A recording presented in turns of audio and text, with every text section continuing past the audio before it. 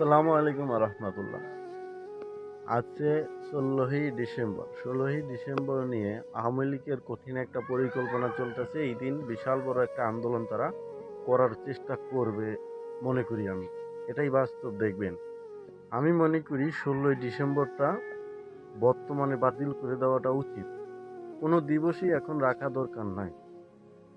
পরবর্তী সরকার যখন গঠন হবে তখন যদি কোনো দিবস রাখলে রাখবে, না রাখলে না রাখবে, সেটা তাদের ব্যক্তিগত ব্যাপার। কিন্তু বর্তমান পরিস্থিতিতে আমি মনে করি এই পরিস্থিতিতে কোনো দিবস রাখার দরকার নাই।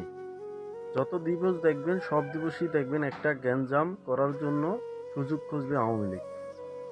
আমি মনে করি এই জন্য যে আমাদের বাংলাদেশে বর্তমান প্রেক্ষাপটে কোনো দিবস রাখার দরকার নাই।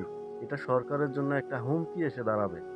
এই জন্য বলি এই যত আন্দোলন আছে, এই আন্দোলন কিন্তু